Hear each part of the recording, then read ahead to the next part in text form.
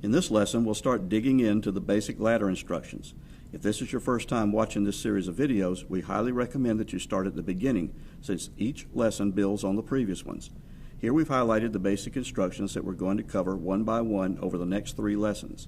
These little things in the program that look like electrical schematics are called instructions because they tell the PLC processor what to do. We'll start with this one, which is the most basic instruction of all. First of all, we'll need a name for it. We'll use XIC since that's how it's listed in the official books. So now we have a name, but the bigger question is, what does it do in the program? We've been asking students, what does this thing do in our boot camp classes for about 20 years now, and here are some of the most common answers that they've come up with. And the sad truth is that every one of these rules is either completely wrong or else it's so confusing and misleading that it's not much use at all in a troubleshooting situation. So now the question becomes, if all of the answers on this list are either wrong or misleading, then what's the right answer? And believe it or not, the correct answer will fit right into this one little box. Go look for a 1. No joke. Once you understand this one simple little rule, then you can throw everything on that confusing list away and finally start to really understand PLCs. I always get a kick out of watching the more experienced students in the class the first time I describe the XIC this way. Some of these guys have many years of experience, and they just know that there has to be more to it than this. Well, we're going to work through some examples in these preview videos and prove that it is just this simple. But first, let's clear up some of the most common misconceptions about what the XIC instruction does. And there are a lot of mistakes and misconceptions about this simple little thing. First of all, since it looks like the schematic symbol for a set of switch contacts, many people fall into the trap of thinking about it like a real switch out in the field. That's wrong. Quite a few people imagine that the XIC is somehow or some way wired up directly to a switch in the field. In fact, the official name, examine if closed, is very misleading because it seems to refer to electrical contacts that could be closed or open. Forget about the contacts. Instead, concentrate on the fact that the XIC just tells the processor to go look for a 1, and the place where he'll go and look will always be a bit box located right inside the processor. Now let's dig deeper. If we're telling the processor to go, then we'll also need to tell him where to go, and that's what the address over the instruction does for us. And the address will always have to be a valid address of a bit located right inside the processor. And we've already learned that a bit is a box that can hold either a 1 or a 0. Now we come to a very common misconception. Some students, even some with years of experience, have the idea that the address has something to do with how the XIC acts. That's wrong. Here are some examples of different types of bit addresses. The truth is that whether you use an input address or an output address or any other type of address, none of those addresses make any difference at all to the way the XIC acts in the program. In other words, the XIC instruction always just tells the processor to go look for a 1. Nothing more, nothing less, no matter what type of address you give it. Here's a very common rung construction, one that we'll talk more about in another lesson. Many experienced technicians call this a seal-in type rung. And here are some common misconceptions to go along with it.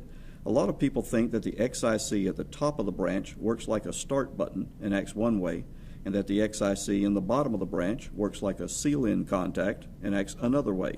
In other words, they think that the position of an XIC in the rung decides what action the XIC will take. That's wrong.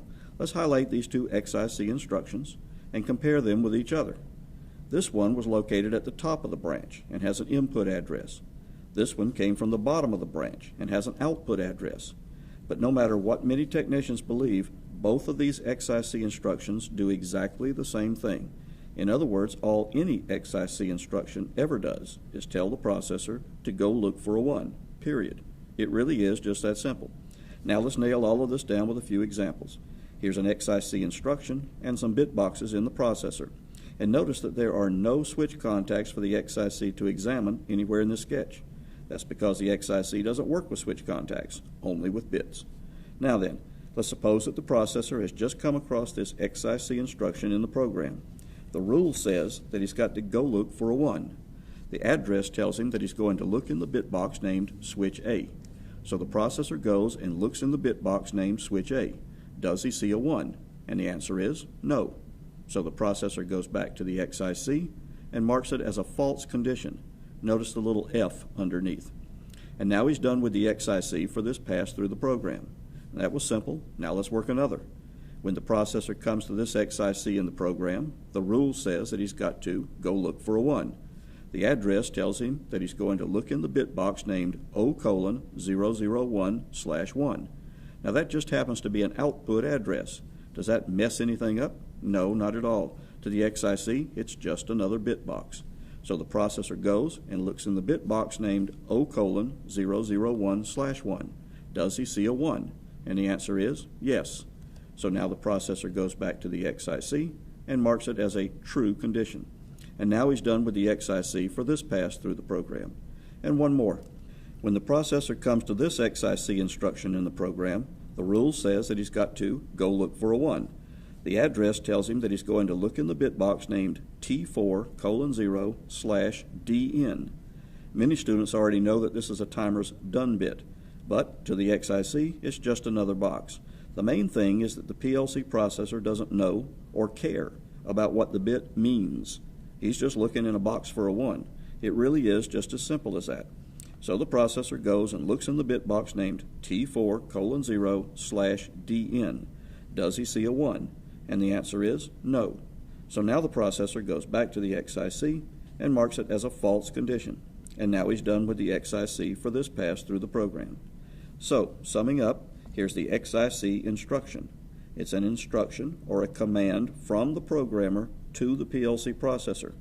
The instruction tells the processor to go look for a 1 in a bit box. If the processor does find a 1, then the XIC will be considered true. If the processor does not find a 1, then the XIC will be considered false. The XIC always needs a valid address to tell it which bit box to go look in. The bit box will always be located inside the processor. No matter what anyone tells you, the XIC cannot look at or examine a switch out in the field. That's because the XIC has no way to look outside the processor. Naturally, in these short videos, we don't have time to go through all of the common misconceptions on this list, but a lot of what we do in our boot camp approach is find out what type of mistakes the students already have stuck in their heads. Then we weed that incorrect information out and replace it with straightforward facts and simple rules to make PLCs perfectly understandable. Just remember that the XIC always tells the PLC processor to go look for a 1, and you'll be in good shape. The switches and contact analogies that you might have learned in other classes are just beginner stuff. You'll see the differences for yourself when you take one of our classes, because we'll always prove that everything we teach is correct, usually by just wiring up a few simple switches and light bulbs. But for now, here are the 3 basic instructions that we've set out to cover. Here's the one we've just nailed down, and now we're ready for the next lesson.